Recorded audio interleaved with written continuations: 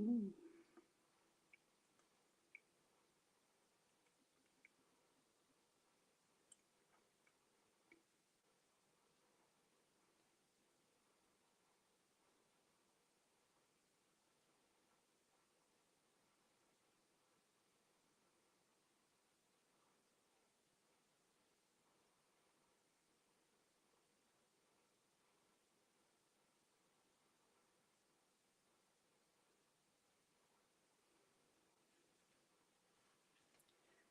Hello, everybody. Very early in the morning, as promised. 6 a.m. And here we are. Okay. Let me check my volume here. Okay. Sounds okay. Just going to mute it so I don't have any echo. And I hope that my crazy cat, who is right behind me, doesn't go crazy and starts mayhem here. He's not used to having me so early in the morning doing crazy stuff. And he's probably chasing bugs or, what cats normally do. So, set up my screen here. Divided. Okay, here we are. And as promised, we're going to be working with Downton Abbey. Going to finish as much as I can from this coloring. I have not decided yet if I'm going to go to work with Lady Mary or Matthew. Hi, Cheryl. Nice to see you. How are you today? While more people arrive, let me start grabbing these. Second day transmitting, which is very, very odd for me. Not used to that. Well, I'm using a fine liner for the necklace. And I'll show you something that I got like a month ago. It's really, really crazy, but I thought it was really fun. Sometimes you have your phones like this, so you have no idea what to do with them because they're all the time in there. So here I have my reference photo. But I decided to get one of these. Looks like a chair for a Barbie, right? But this is to put your phone. So the phone can sit there with you as you work. So that's where I have my chat there. So that's where I can read. So there you go. So I'm going to put it inside. I might drop it. Very early here, Cheryl, so don't worry. I'm also like waking up, but as I normally wake up and then get up early, that's why the early streaming. But anyway, after my stream, I'm going to cut my stream at around 7:27 or something like that because of this. I finished the scavenger hunt project last Tuesday, as far as I remember. So I decided to record video with the project because it needs to be on fold. So let's see how it goes. Hi, Laura. Nice to see you again. I was watching Blackburn like 30 minutes ago while I was fixing breakfast before I just sat down here and start organizing this. So I saw you there. I love those walks. I love what they do.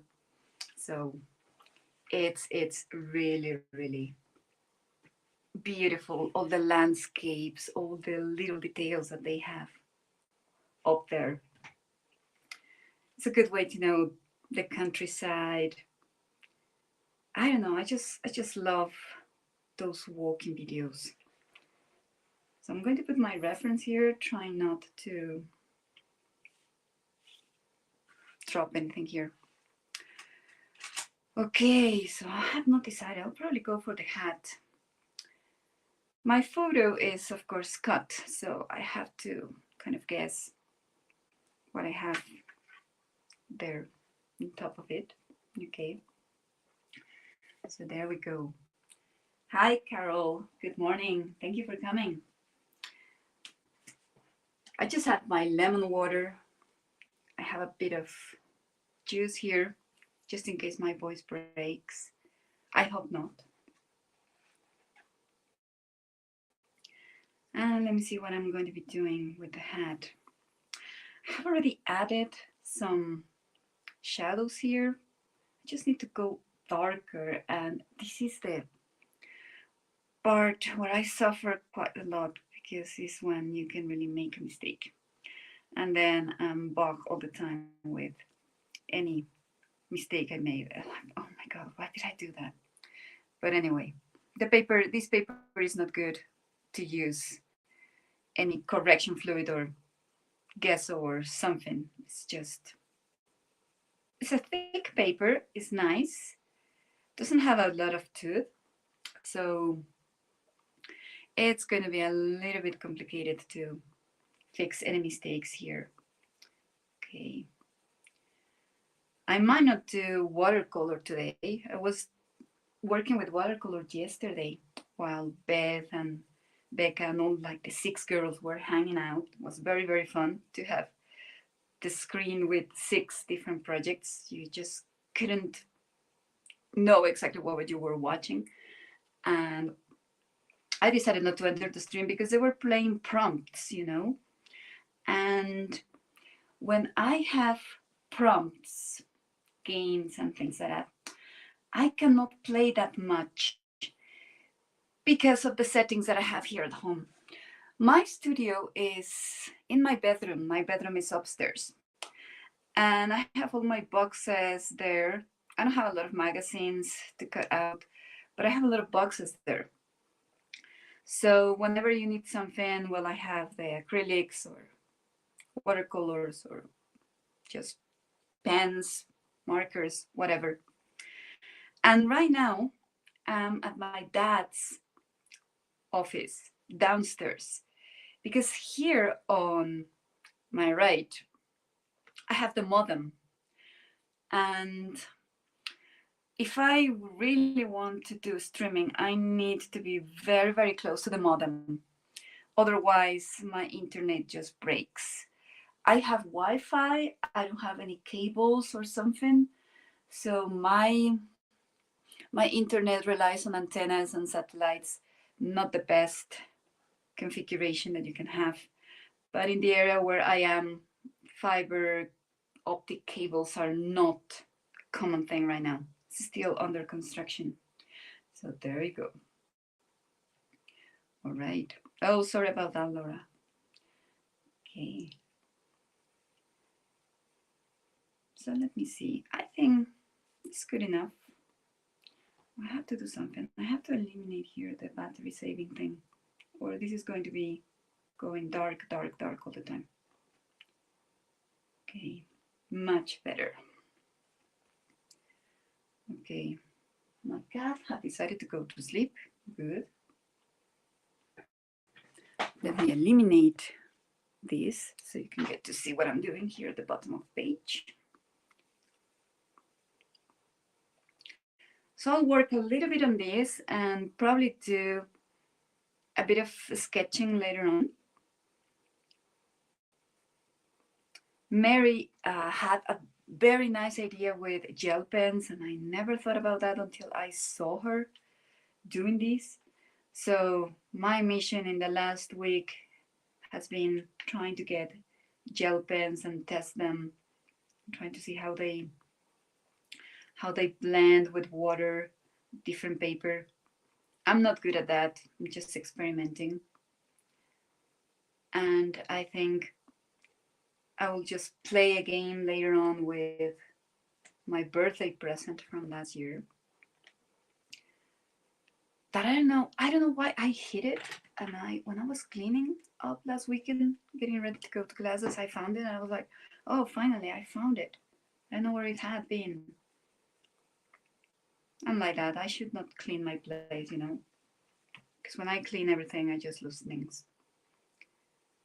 But then I'm a little bit embarrassed for having my dad coming into my bedroom studio and say like, oh my god, what happened here? A bomb just exploded. I'm like, no, dad. I'm arting and crafting. So there you go. Hi, Hattie. Nice to see you. Welcome. So here we are, trying to have a nice effect on Lady Mary's hat. I'm not so good at sitting and coloring for hours, As a teacher, you need to be hyperactive. I finish really, really tired after a day's teaching because I never sit down. I'm not the typical teacher who goes into the classroom and just sits at the desk and kind of lectures. I just need to be walking around, getting in contact with the students, making sure they're paying attention, because right now with laptops and computers, they can just easily be doing something else and not paying attention. So I need to walk around. And I have a basic level of English. It's a level 1. I would be an A2 considering the Common European Framework for the languages that we normally use. They're an A2, probably A1 going to A2. So they're really basic. They don't have a lot of vocabulary. They don't have a lot of production. And it's a big group. They are 30. A teacher, language teacher, should never have in basic levels more than 14 students. It's just crazy. You don't have enough time to give them the attention they need, the production time they need. So I'm going crazy with that group. I have a big classroom, so I also have to project my voice quite much. Luckily, let me just see, how many years ago? It was in 2009, so a long time ago. I was able to take this training course with a very, very recognized dubbing actor here in Mexico. And he gave us 6 weeks, once a week, lessons to help us train our voice for big groups, longer talking sessions. So right now I project my voice from my stomach and not from my throat. So I don't get sore throat after one day of classes. Now I can manage that. But what I cannot handle very well is the walking part. That's just really, really tiring. Walking around, moving my hands. I have to use a lot of body language with my basic group of English. So I need to be talking with my hands as well. Okay. Don't worry, girls. Go and sleep. It's very early Sunday morning, but unfortunately, this is the only time I can stream. Monday to Friday, I get up very early, fix breakfast, and then start having the little details for my lessons, grading in some cases. Then I have to do, typical house chores, the dishes, washing, making sure this is looking nice, good. not dirty. Then I go and watch other streamers. So I watch Didi, I watch Lori, I watch Carol, of course, I watch Mary, and that's my morning mostly. Then I go teaching. I normally go to university from 12 to 4. So that's good, 4 hours there. And when I come back at around 4:30, I normally have a small kind of meal, something like that. And then time to continue working in the classes. So it's a busy day. That's Monday to Friday. Saturday, it's my laundry day and my grocery shopping day. I'm kind of busy on Saturdays. House, clothes, folding things, making sure my dad is okay, taking his car out of for a ride. He's got a 20-something-year-old car, and here we are getting his car to get a ride around. Sometimes I take my phone, and while I'm the co-pilot and he's driving, I record some things. But I get dizzy when that happens, so it's not common for me to do recordings when I'm a co-pilot. Mostly talking to him. Hey. Looking good. My other cat, Kika, she's not here. She went upstairs, sorry. So she went to sleep. She says, it's too early, Mom. Go back to bed. And yes, Cheryl, I'm here in Mexico, central Mexico. 2 hours, 3 hours north of Mexico City, driving. I'm very close to the city of Querétaro, not necessarily in the city, but in something that is called the modern Querétaro. So it's an area that is recently developed, started developing around 5 years ago. I arrived here 4 years ago in 2000 with my mom and dad after convincing them to move here. I was just really shocked after the earthquake in 2017. So I just needed to move. I just didn't like that. And we were not in an area where the earthquakes were felt strongly. But we were very close to the limits of Mexico City. We were in the state of Mexico. Thank you, Laura. I'm trying to work with my accent here because it's still early in the morning. And I'm trying not to use my teacher's voice. Now I understand what Didi says about the teacher's voice. Definitely. I have recognized that. So we moved in here in 2018 in December. And recently I discovered that this area is also prone to earthquakes. So now I'm also panicking again. But luckily, the constructions will hold because we were able to see how the houses were built. We don't have the traditional bricks. We have something kind of sturdier, and I think it will resist. In the area where I live, there are no more than 2 ground floor and 2 floors. So we're talking about 3 stories. So it wouldn't be that bad. We have a lot of open areas.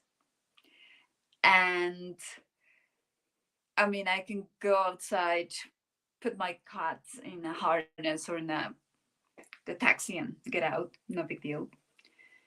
I'm also showing my students how to evacuate in case of protocol evacuation drills that we're going to have very soon at school. So I'm taking that very seriously, After 1985, the first big earthquake in the city. I was in secondary school, so I really don't remember that much. Um, a lot of people really learned how to take care of themselves during, after, and of course before. And those things are, I'm not really sure if there's a coincidence or not, but that earthquake was on September 1985. Then we have another one the same day in 2017. And believe it or not, in 2022, last year, September 19, we had another big earthquake the same day, almost at the same time. So it's 3 days with big earthquakes on the same date. So unbelievable. I don't know. Hi, Beth. Sorry I couldn't enter with you yesterday. I was lying in bed and I was just so lazy, and I just remembered that I had to do some watercolors for my student, and I was like, no, I'm not ready to go and play prompts. So I just had to put all this setup ready, and I just didn't have enough time. And you had a lot of audience there, and you had a lot of participants, so I was just going to be there bugging and not working with the prompts. So I thought it was not a good idea. So, and I was telling the girls here that here where I am is my dad's office. My studio is in my bedroom. So in order to play prompts, I need to go upstairs and have all my boxes and my material ready there. And I was just going to be running upstairs all the time. So it was not going to be nice. And when that happens, my cats go crazy when they see me running. It's like, what's happening? What's the problem with you? Are you mad? Why are you running? So not a good idea. But anyway, okay. So probably next Saturday I'll just be watching. I have due dates all this week of my first writing. So I'm going to be reading around 90 writing tasks all along this week. So it's going to be quite interesting doing that again. My first writing normally takes ages to evaluate because I'm not used to that. Normally for writing two, I already have more practice and then faster. But there you go. Okay. Well, I was telling you about earthquakes and that Querétaro, where I am, is also prone to have earthquakes because we have felt them. The one of 2022, last September 19, I was teaching. I was in my classroom. It was 1:04 p.m., I think, 1:04, 1:05 p.m. And suddenly my student said, Miss, there's an earthquake. And I was like, oh my God, are you sure? Yes, Miss. Yes, it's trembling. So I was like, oh my God, no, this cannot be true. Hi, Seven. I see you. So I told the students, you know what? We're on a third floor, so we are supposed to stay here. We cannot go down the stairs. The stairs during an earthquake is the most dangerous place where you can be. So I told my students just to grab their phones, IDs, car keys, or something, and get ready to evacuate in case we were asked to. They were scared. I have a lot of students from foreign states. 52% of my university has students from other states in Mexico, from the north, from the south, from Mexico City. I could see my students from Mexico City panicking because, we know what a big earthquake is. And I told them, just take it easy. Everything is going to be fine. We're going to evacuate soon, and you'll be able to call your families quite fast. So after the earthquake finished, and it was no longer than a minute, the students were settled down and they were like, okay, everything's fine. If we need to evacuate, we will go downstairs and I'll call attendants there to make sure everybody's safe. Nobody told us to leave the classroom, so we thought everything was fine, and we carried out with the lesson, so that was good. Hi Raul, nice to see you. I just saw your video on the ice cream and I was just so hungry. If it was not that cold here right now, I would go and eat some ice cream. I love ice cream. Vanilla is my favorite flavor, by the way. Okay. This hat is looking so good. Yes, Evan. Mexico has 5 plates converging, So we have a very active West Coast. The center of the country has also got some converging plates.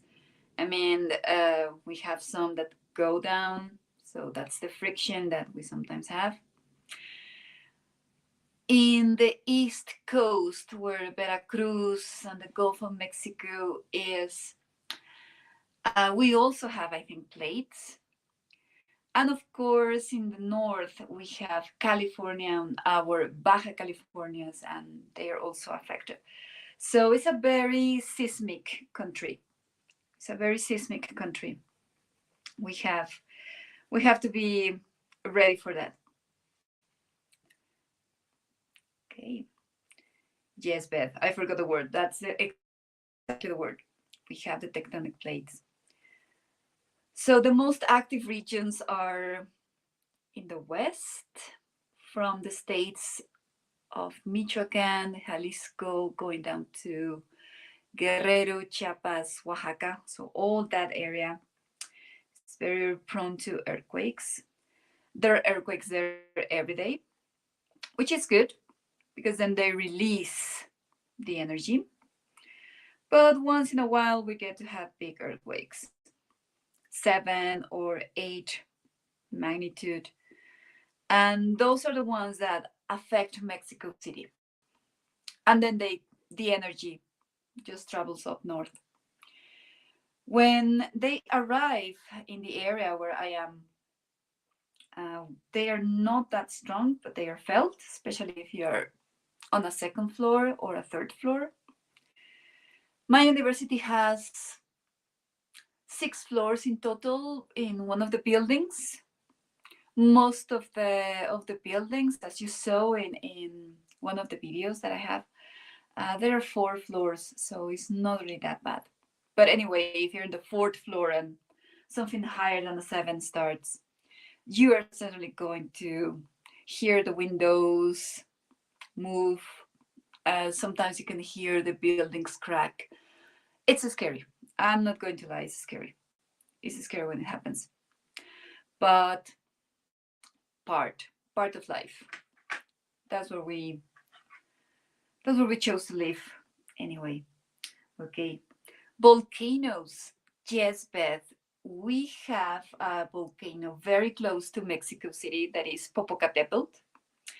And right now, since December, it has been very active. That's a volcano that is very explosive. It's very similar to Stromboli in Italy. This one that you have, I think, in Washington State, St. Helens or Mount Helens, something like that. It's that type of volcano. It's very explosive. It is, I'm not going to be so sure in miles, but it's around 40 kilometers away from downtown Mexico City. If that volcano goes off, the ash could even get here to Querétaro, where I am, and certainly will affect Mexico City. Half of Mexico City will just go if that volcano has a very, very violent explosion. And in the last 2 weeks, we have seen a lot of activity. There is a permanent webcam and sensors monitoring that volcano. So people will know, but unfortunately, you cannot evacuate more than 20 million people in less than 1 day. It's just impossible. But anyway, it is another reason for me moving out. I don't have a constant recall of my dreams, but I do remember I have dreamt many times of that volcano having a big explosion. So I really don't like those dreams. Anyway, natural disasters. Then we have two other volcanoes. They are not necessarily that active. We have one going to the east in Veracruz. That's Pico de Orizaba. It's very close to the city of Orizaba. Beautiful volcano. There's also a webcam watching that volcano constantly. And then we have another one that is also very dangerous and kind of active. That one is in the west. That is Volcán de Colima, or Colima volcano. That one is very close to the second largest city in Mexico, that is Guadalajara. So if that one goes off, Guadalajara will be affected. Beautiful volcano as well. Those volcanoes, Orizaba and Colima, those volcanoes have, during this winter season, permanent ice caps. So they look beautiful. Okay. Thank you, Beth. I like history, I like geography. I was very nerdy at school. So I kind of read a lot, learn a lot about those things. It's fascinating. Okay. So as you can see, I'm darkening the hat as much as I can, just with pencil. I'm doing Prismacolor Junior. I have the premieres, but they're in a box. I save those for any commissions or something that I would do in the future, probably. Okay. Then, what else I can tell you? Well, it's still dark here. Sun is not waking up here. It's 6:33. It's still 30 minutes before the sun comes out. And the sun, I'm going to try and point with my pencil here. My sun comes out from my back behind me. But here in front of me, I have a window. And the houses in my cluster are white. So we get a fantastic light here. I'm going to do later on, when I go on my regular walk, I'm going to have a recording video early morning, so you can get to see the sun coming out. It's just so cool. Okay. Remember that after I'm done at 9 a.m. Eastern, 8 a.m. Central, Miriam is coming on. So we organized, Miriam and myself, to take the mornings. And it was a fun anecdote. You know, Miriam is from Argentina. So she was born in Argentina, now she's in Israel. But her family is still in Argentina. And last Wednesday, I think it was Wednesday. Yeah, Wednesday or Thursday. I really don't remember. She sent me a message through one of the chats. We were all together, like in one of the chats. I don't know who were watching. I don't remember. And she's like, okay, I'm going to send you a message, Chris. And I'm like, yes, sure, go ahead. And we went into Messenger. And we were chatting in English. And I told Miriam, Miriam, we speak Spanish. That's our mother language. What are we doing speaking in English?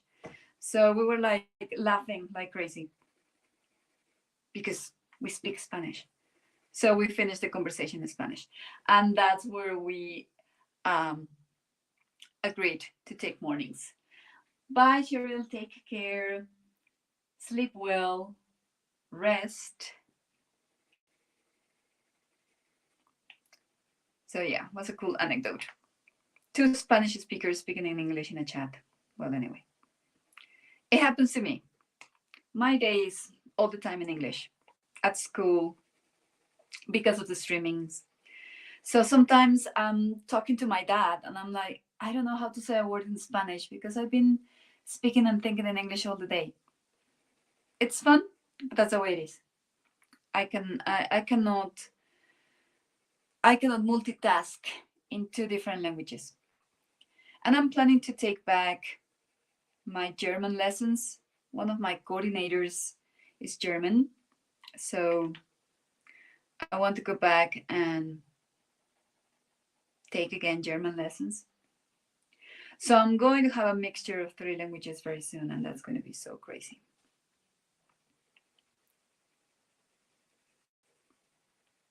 German and English are very, very similar languages.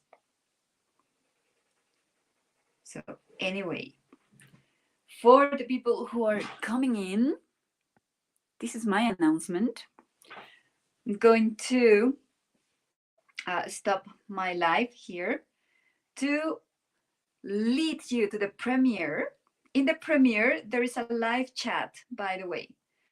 So it's like the second part of this live, but with a pre-recorded video of the scavenger hunt. I had a lot of fun doing that. It was the first scavenger hunt that I ever attempted. So it was fun. I think I just couldn't do what all of you are doing, that is journaling. It's not that it's in my culture, you know. We recycle, but we don't recycle in the same way. And especially paper scraps. I think we really don't have a lot of journaling here. I have seen scrapbooking stores, but they are not so common, you know. In Mexico City, when I was there, I remember I discovered one, and after a year, the store just went bankrupt. Not so many people working with this. People work with ceramics and not necessarily pottery, like in your case, Beth, that they go and bake the things. But there are stores where they can go buy something that is ready and just paint on top of that. Yes, Laura, I'm ready with the scavenger hunt, because during the semester I wouldn't have been able to continue doing it.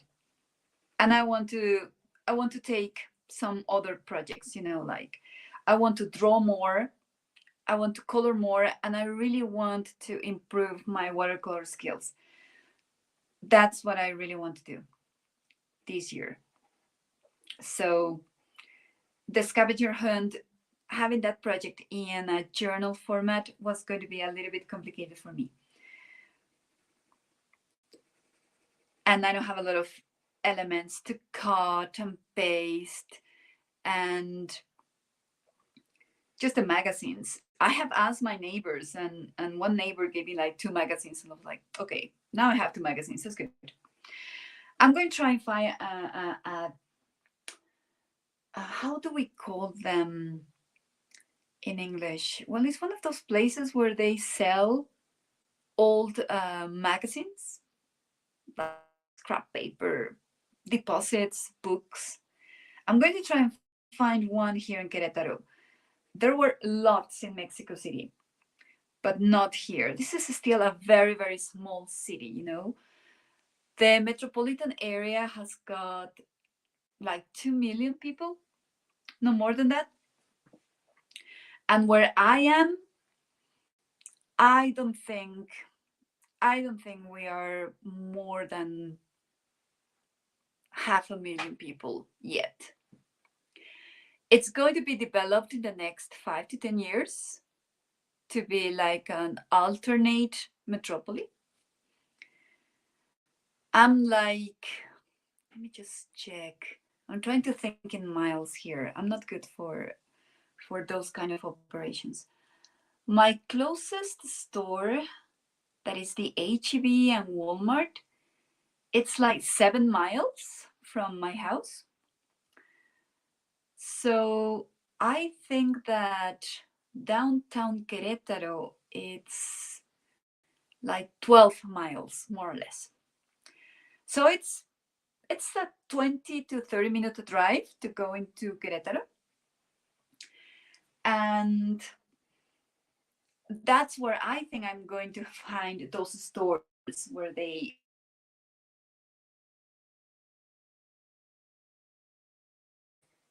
things like that.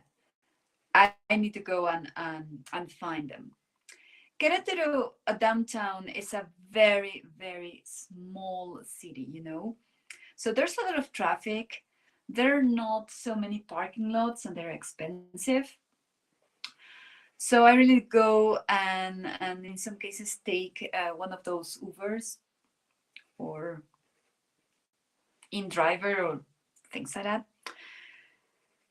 Because it's much better to go and have somebody to drop you there. Then you can walk around and later you can find another one to pick you up and come back here. Otherwise, the car parks are really expensive. They charge by the hour and they charge quite much. And sometimes they really don't take care if cars are parked too close or not. So you can get scratches in your doors or something like that. And that really makes me so, so upset. I take care of my car a lot. And I mean a lot. It's a 7-year-old Mazda 2. It's the best car I have ever owned. I once had a Ford Focus. Was big, nice, big sturdy car. But the gasoline was just too much. And with the Mazda, it's the smallest one. It's the cute little smallest one. I only have to, I use half a gasoline tank every month. So it's very cheap. Very, very cheap in maintenance, gasoline, very efficient. I don't have a lot of miles there also, so it's practically new because I'm the only one using it. So I love my car. So for me to take my car downtown Querétaro, have somebody drive it, park it, and later find a scratch, I will just go so angry and upset. I just cannot take it. So I better use a Uber driver, pay for that extra. And we have a lot of neighbors having the service, so we know each other. It's not that you're going to hire somebody who you don't know. It's somebody from the same neighborhood, from the same area, even from the same cluster. And they go and take you, and sometimes they wait for you. So that's good. So probably in the next weeks, I'm going to go and scout downtown Querétaro. I haven't been able to do that. When we arrived in 2019, January, I started looking for a job because I left everything. I mean, for me, coming here was leaving everything: family, friends, job, starting from zero. So I needed a job. And my first job was as a secretary in a hairdresser salon. And I just, well, I did what I was supposed to do because I'm a perfectionist. It's the the salon of one of my neighbors, but I'm not just a secretary receptionist material, because people here in Mexico tend to look down on people who don't have your same status. So I got a lot of ladies there, women there, very, very rude, looking down on me, very aggressive, not very polite, thinking that I was just a secretary with no formal education, or that I just finished secondary education or something like that. So that was hard. That was hard. But I needed to be polite. I just couldn't go into the same attitude. But my neighbor, she was so happy that I was very organized, that I had a very, very strict control of her clients and appointments and everything, that she didn't want me to go. She was like, "No, Chris, you cannot go. You cannot leave me here alone." And I was like, her name is Adriana. And I was, "Adriana, I know, and I'm happy to help you. But I'm a teacher, and I have a master's degree. I have everything aimed to be a teacher. And I just love to be with the students. That's who I am and what I need to do. That's my passion as well." So I was very lucky to enter Anáhuac University because it's 10 minutes away from my house. You have seen the video. There's the drive to the university. And I entered. I have my first model class, as they call it. Is your first class aimed to the executives and the admins and the other teachers there. So I got a good grade there because you're graded. And then that was in April, May, June. In the summer, I started teaching. Hard because during the summer we normally have summer courses of 4 or 5 hours every day, Monday to Thursday. So that's a hard way to start.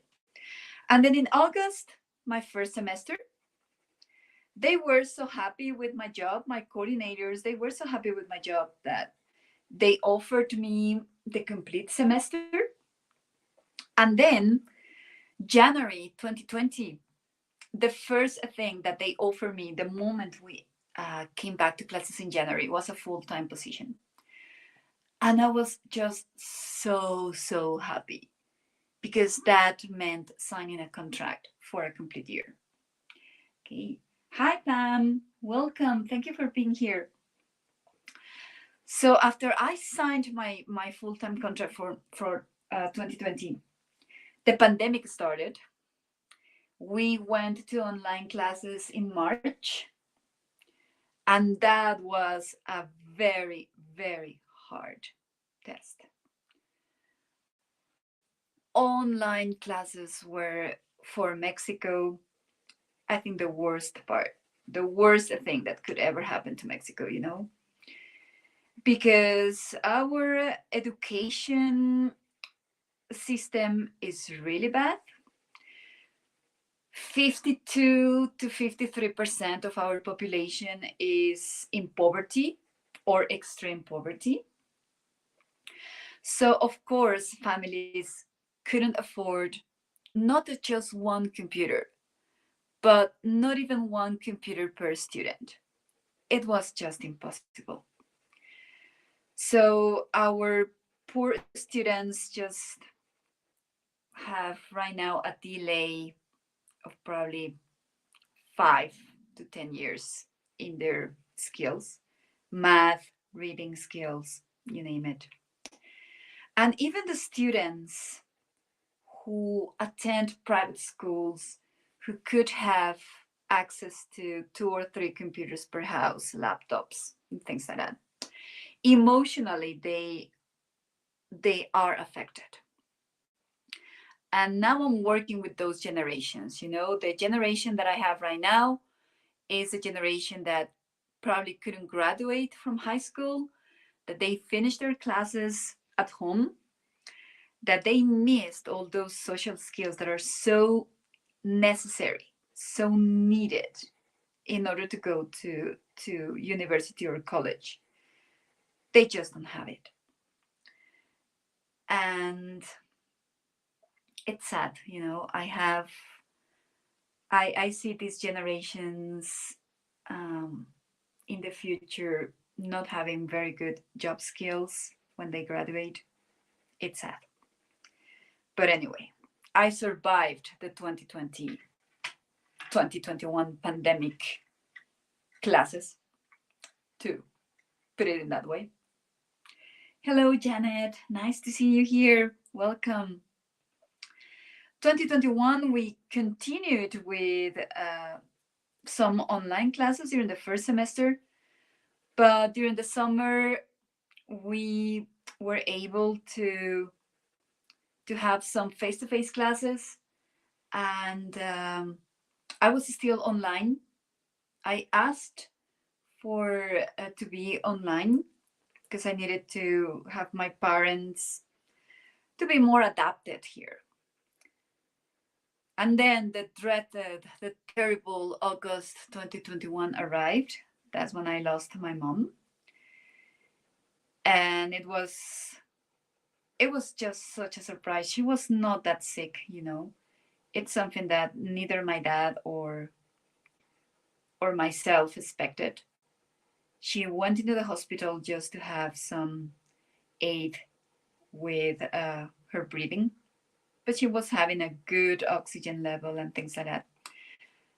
But I think my mom decided that she didn't want to be bedbound or to have me taking care of her or something like that. I don't know what happened. It was her decision.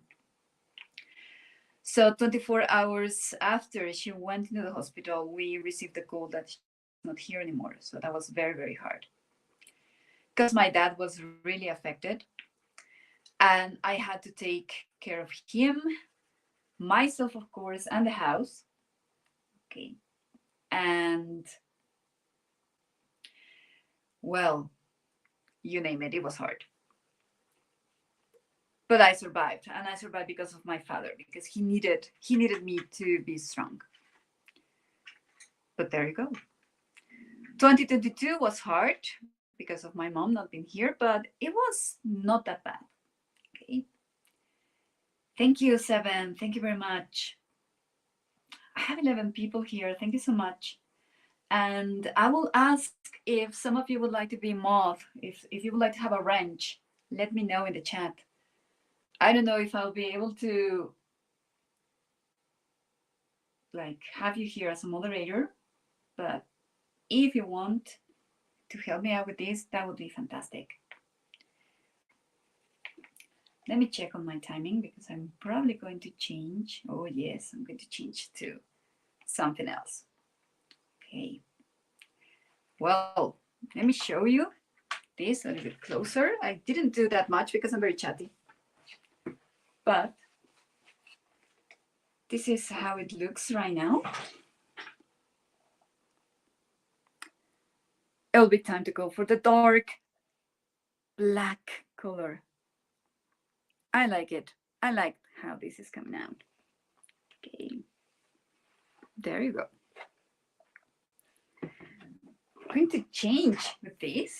Okay. Thank you, Carol. Okay, I'm probably going to do some sketching now. I'm going to show you my experiments with the gel pens. These are the gel pens that I got. Taking it out. Yeah, I don't have more. Okay.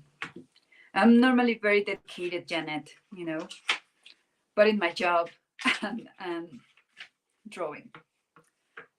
So these are the gel pens that I got.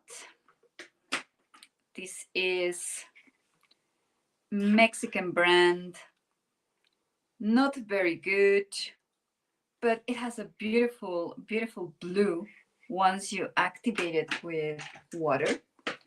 This is courtesy of Mary from the Mary Atelier. I saw her activating gel pens with brushes. I have water brushes. And I was like, wow, that's just so fantastic. So I started getting gel pens. And this is the other one that I have, black. It's this one. And this is a very interesting black because it makes a light blue, black blue. That's a nice one. It's a very, very fine tip. Then I have these ones, Paper Mate. Yeah, Paper Mate gel. And that's also a beautiful, beautiful blue one. And yes, Janet, that was Mary's idea. And I was like, wow, when I saw that. I said, well, I'm going to get more gel pens. And this is a red color. I'll tell you why I use red and blue. And this is a beautiful bright red. And this is the local HEB brand, like the brand that they have. There are not so many right now, but when there's a school supplies time, which is coming very soon, I'm going to get a lot of those because this is a beautiful, beautiful black. Very, very beautiful black. Okay. So there you go. Oh, thank you very much, Ava. That's a great suggestion. Okay. Yeah, let me show you a little bit about this book. This is a very famous Mexican landscape artist, Jose Maria Velasco.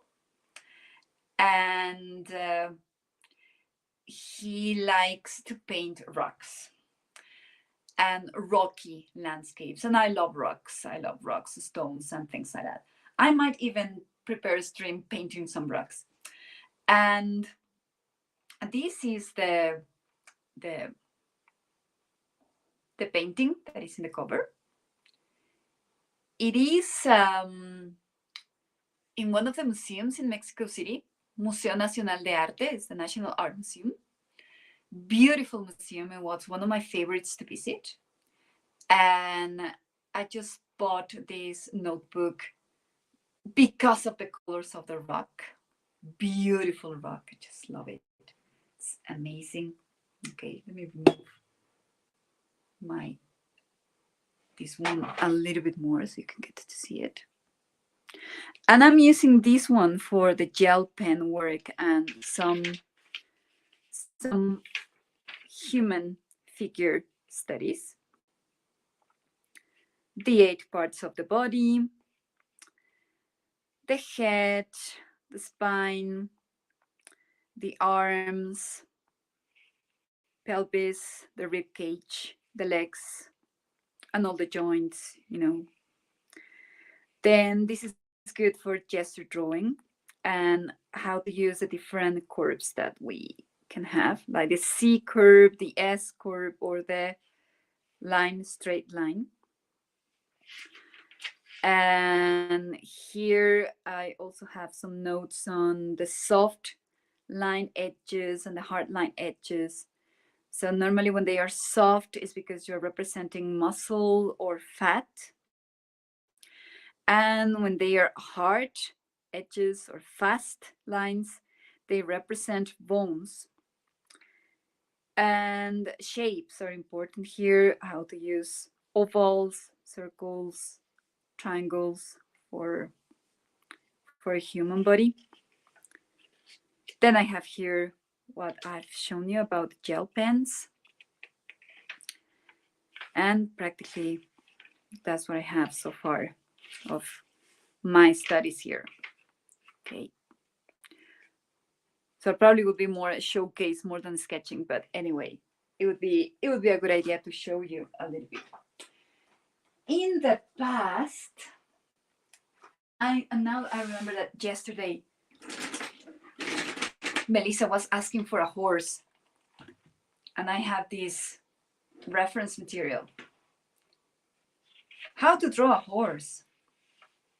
Here you have the horse. Okay, there you go.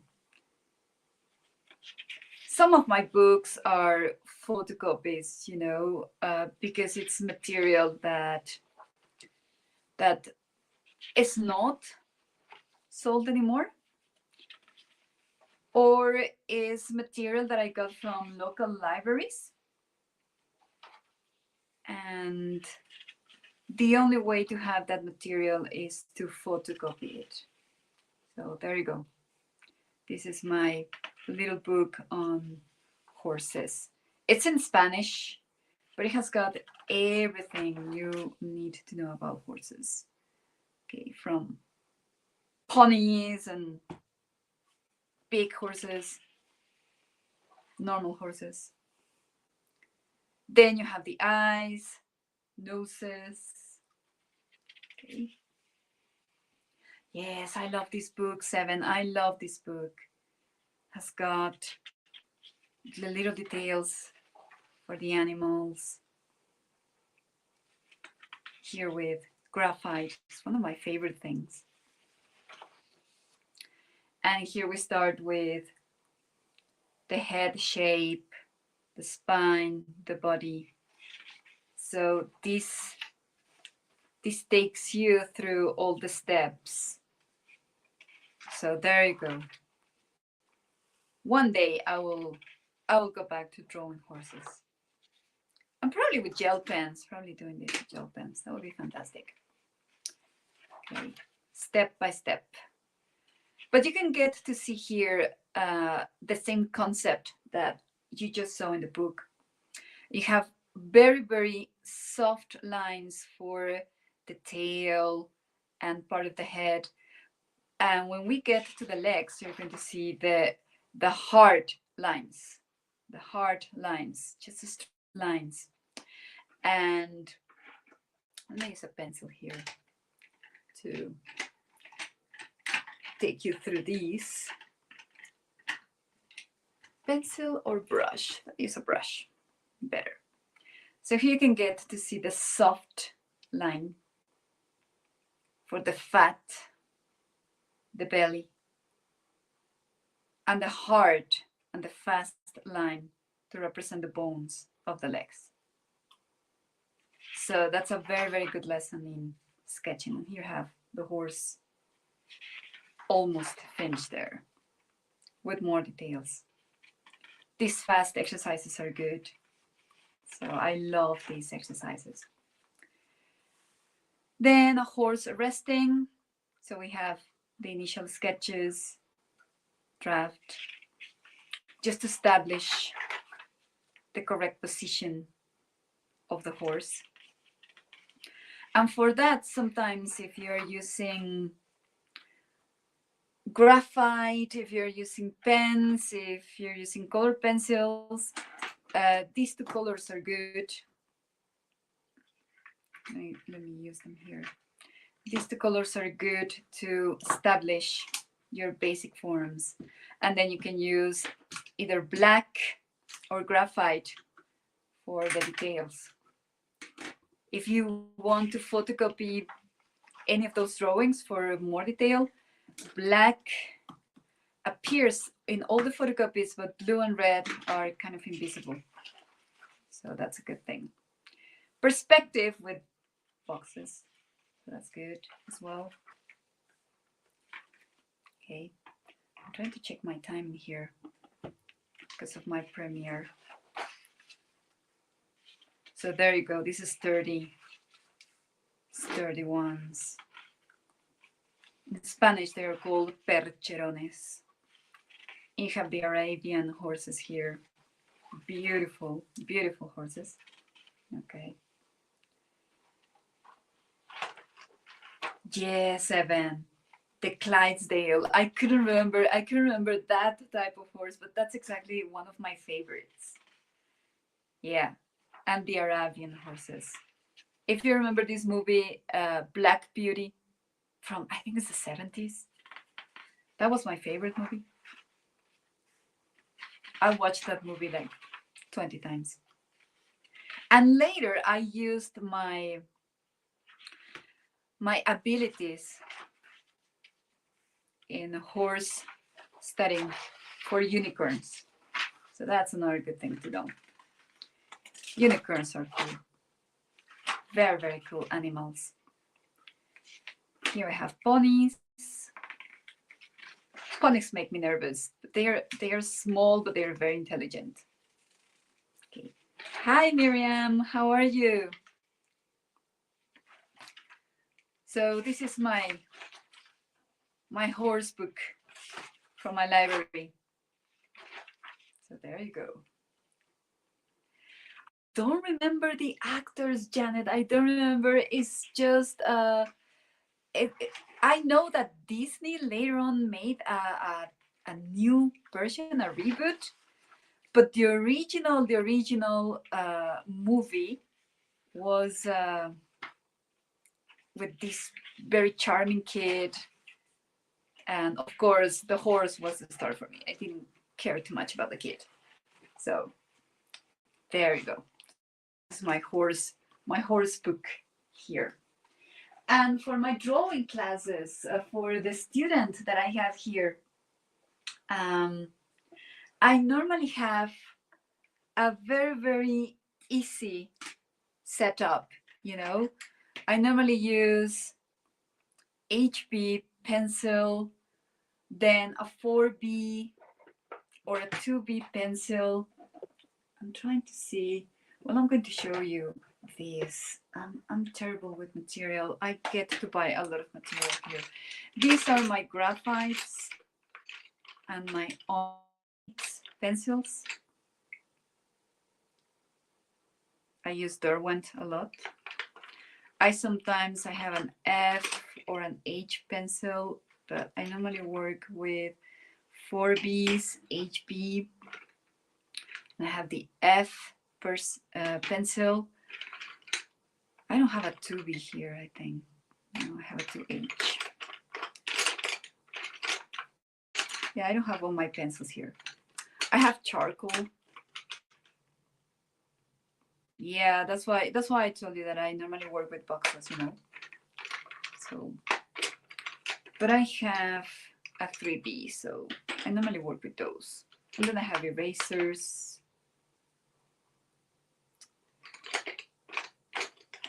I have these little things to blend. I just forgot the name, but I can think right now. But anyway, this is my box of graphite. And I use the Betty Edwards method for my students. And we normally start with lines. The 3 exercises are really, really nice. The first exercise is imagine a person and draw the person, put some notes at the back, how easy or how difficult it was. But you should not see anything. You should not have any reference in front of you. It's just how you imagine the person. Then the second exercise is to watch a movie, but don't draw anything during the movie. Just try to remember the physical features of the person you want to draw. And after you have finished watching, then you can go and draw the person. And you can get to see the big difference here. And same description. Finally, the third exercise, the initial exercise, is to draw your hand. So I'm right-handed, so I normally draw my left hand. And the last exercise, the initial exercise, is to draw a chair. And with those 4 exercises is how teachers normally establish what the students need to learn after. So it's a very, very good source material. And these are more exercises from the Betty Edwards instruction kit. the monster profile. That's my favorite. This one is so good to draw upside down. So Betty gives you a small little photo. It's abstract cubism, and you have to draw it upside down. And most of the students get this drawing right. And the moment they see and they flip and they see that the drawing is very similar to the original one they got, is when they get really, really excited and they really continue drawing and they are so happy with that. And that's like the wow moment for the students. And then we start learning some shadowing with graphite, lines, of course, zigzag. I think they're called tortillions, I think now I remember, right? We call them in Spanish as fuminos. With cotton, with different ones. Here we have HB, and you have a 2B, here you have a 4B, another one that is darkest one. Here is something that I normally leave these in blank for new students, so I can do that with them in class. And then we have the pure contour drawings. Here you are supposed not to look at your paper. You have your hand and you have to be looking just at your hand, not looking at the paper. And without looking, you have to draw. Okay, you have to follow your thumb and you have to follow how it goes. You should not look at the paper, just follow the lines until you finish. And you have something like this, of course, in the end. But it's a very good exercise. And you have to do a hand, you have to do a flower or any kind of ornament kind of thing. You have to do a complicated figure. This is a shell, snail shell. You have to take a piece of paper and just make it, like, crunch it down. You have to try and draw it. And finally, you go into the modified contour drawing. And with this one, now you do have your hand here.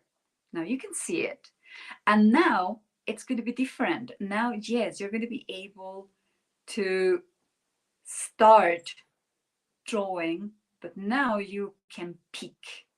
Now you can peek and try not to lift your pencil that much, but try to go and in detail put all the crevices, all the lines that you get to see. And you're going to have something very different to the first one you did. And there's a big improvement here. And you have to repeat the same exercises. The flower, you can get to see. I'm going to go back so you can get to see the difference. So it was the first one, second one. Then I didn't do the shell or the paper, but as I told you, I sometimes leave these empty so I can have this with my students. I have another thing. This is to give you some message or something like that. I'm not sure how we call them. And then you have to draw your own foot and knee from the perspective. So the students normally improve here. Then we start working with negative spaces, different planes. This one is a landscape. Okay.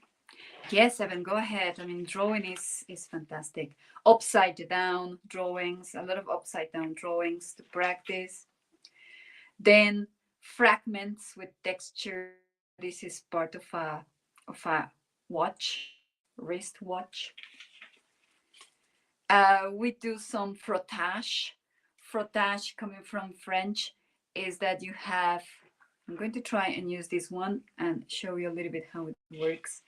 So you have a texture You put it underneath, and with a pencil, your graphite, you try and copy the texture somewhere here. So that's also good. That's also good for establishing certain special effects. And you can do this also with colored pencils, not just with graphite. So more textures you can get to see. Upside down drawings. This one's particularly, you can get to see the paper is damaged there. And of course, we normally go with having objects, lights and shadows. First, geometric objects. A lot of hand drawings. Hands are very interesting to draw because they are considered difficult. If you can master hand drawings at the very, very beginning of your learning process, you are going to be able to draw later on whatever you want. Some eyes and mouths to practice some shadowing. And I think that's practically what I have here. And these are for my drawing courses. Okay, here I have some human shapes. Some heads. This is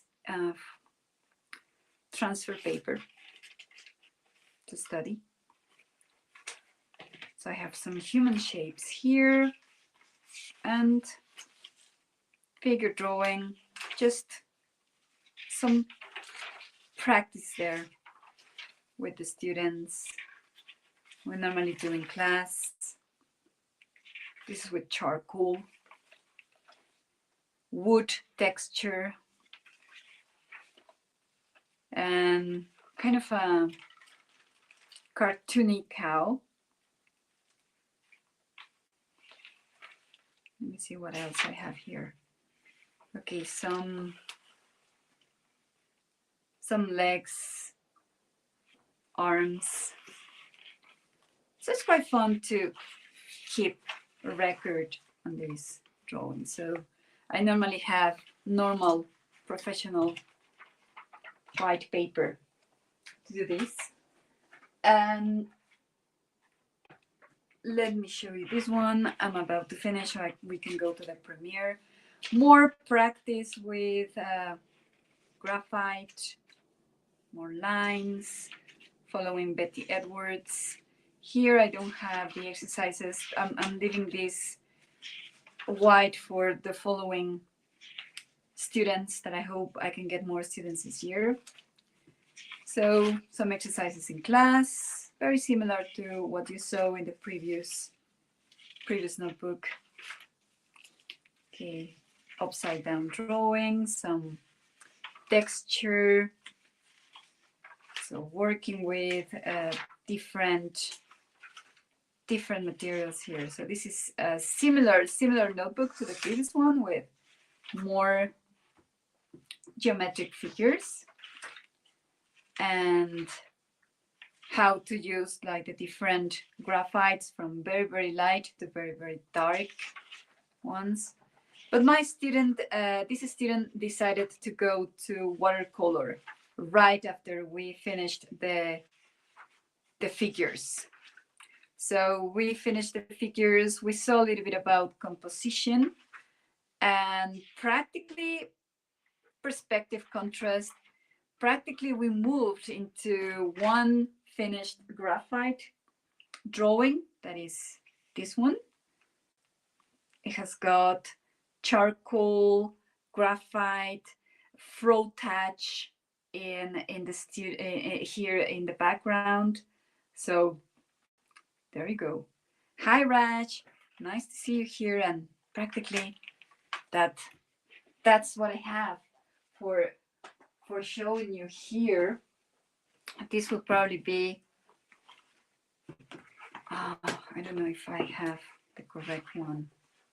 Okay, I'll show you just a little bit of this one. Mixed media here. I have a combination of ink, ballpoint pens, this type of ink, permanent ink, color pencil, watercolor, ink pens. I mean, everything is thrown in here. Everything. If it works for what I want to depict, if it works, I use it. So I was illustrating Hans Christian Andersen fairy tale, The Sea Serpent. So I made this one. This is a blue whale. And I have here ballpoint pen. I have ink. I don't have gel pens, but I have ink pens here as well. In this one, I have ink pens too. I have texture. It's one of my favorites, this one. And I have this sperm whale. This, I'm going to try and build this up so you can get to see it close.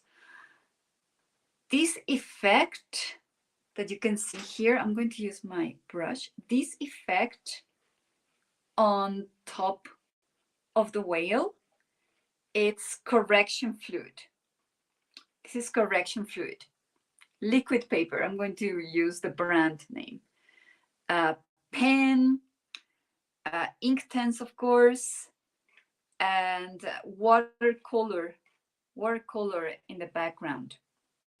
So that's what I like experimenting with. And with my student, with the watercolor student that I have right now, I'll show some of the other things later on, but let me just go to the watercolor section with my student, because some other things are not necessarily watercolor. I hope I don't have a lot of glare here. Let me just see if it's clear enough. Okay, I'm going to leave it like this. These are the watercolor projects that I have done with my student. So we started with cacti, some easy backgrounds. This is recycled paper. I made some recycled paper sheets. So I have those ready. I just have like a few minutes left. The wave. Okay. Hi, Dawn. Okay. Thank you, Janet. Thank you, Janet, for being here. More cacti. Some, I might not be able to turn this correctly, but here you have this. So these are watercolors, all pastels, ink. You've probably seen those before. Some landscapes. Sorry, my arms are in the middle. So this is what we have been doing with my student so far. Animals. We're going to go back to animals very soon. A lot of landscapes. Some stones to work with. This was, I'm not very good with flowers, so there you go. So medium, here I have some neurographic from a long time ago. This is 2022, but I think it was January. And this owl. This is mixed media again. Correction fluid, gouache, whatever I got hold of this. Watercolor and ink pens. This flamingo is my favorite. Some landscapes as well. So she has been doing similar things to this. And this is the last one. Okay. Okay, guys. So I'm going to stop the live stream here because exactly at 7:30, the premiere of the scavenger hunt is going to start. In this premiere, we are going to have a live chat. So if you want to still hang out here during the live chat, that would be fantastic. You're going to get to see the scavenger hunt video unfold, and I'll be able to chat with you, telling you the little details in the project. But thank you very much for coming to this second live. My cat paws are the ones that are going to be my signature here. So thank you all, and I'll see you in around 4 minutes for the scavenger hunt premiere. Okay, so thank you for coming. See you in 4 minutes. Bye. See you.